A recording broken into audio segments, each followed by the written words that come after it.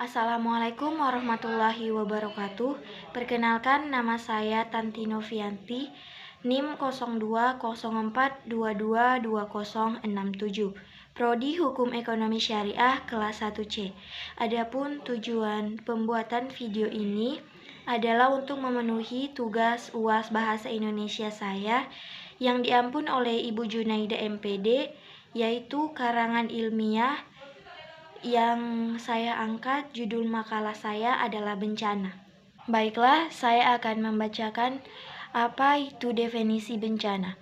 Bencana adalah peristiwa atau rangkaian peristiwa yang mengancam dan mengganggu kehidupan dan penghidupan masyarakat yang disebabkan baik oleh faktor alam atau faktor non-alam maupun faktor manusia sehingga mengakibatkan timbulnya korban jiwa manusia, kerusakan lingkungan, kerugian harta benda, dan dampak psikologis.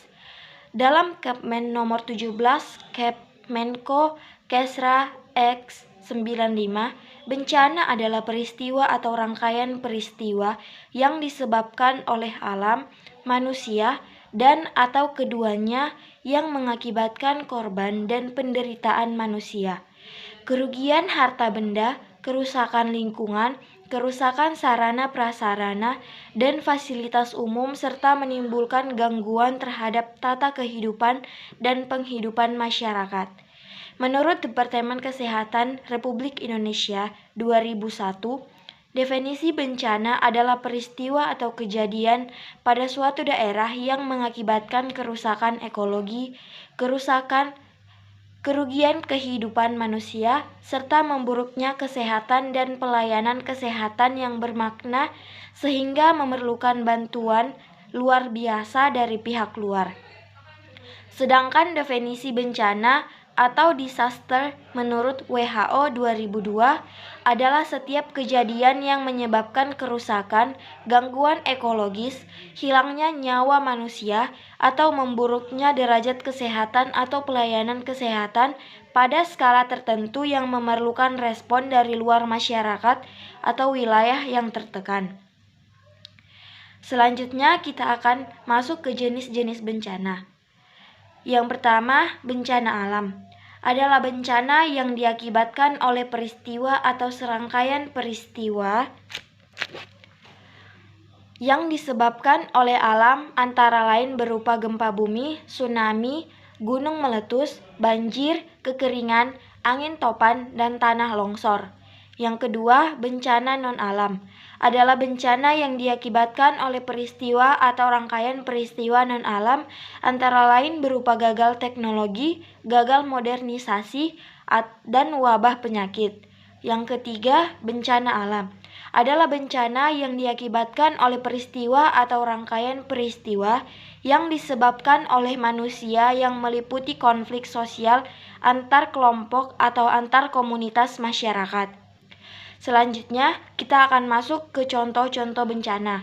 Yang pertama, gempa bumi. Yang kedua, tsunami. Yang ketiga, letusan gunung berapi. Yang keempat, banjir.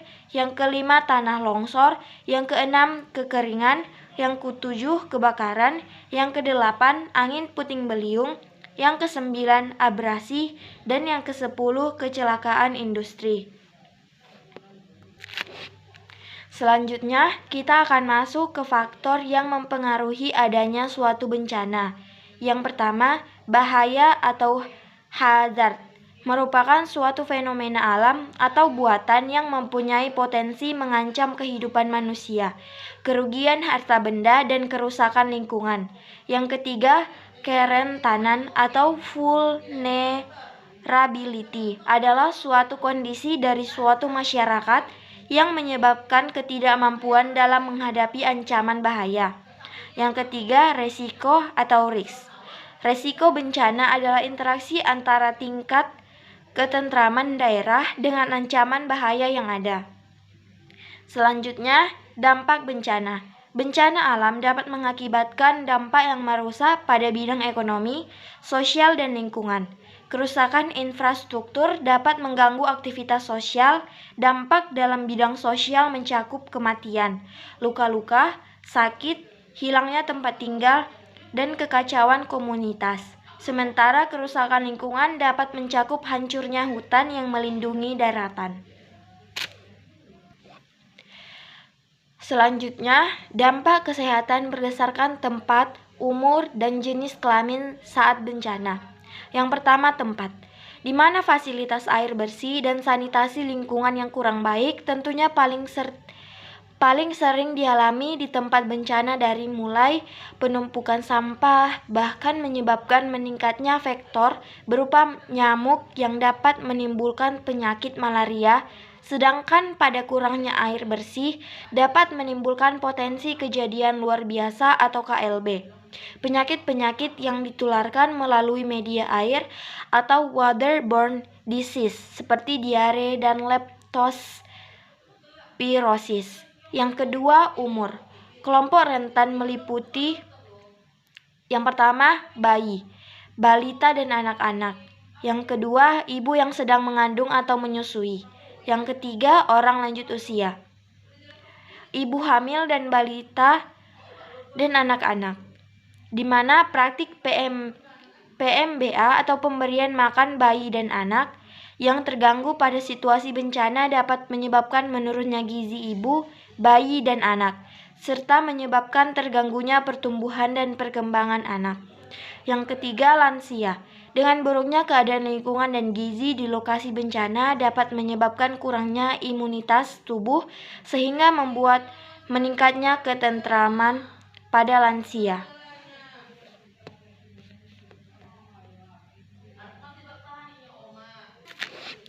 Selanjutnya, manajemen penanggulangan bencana.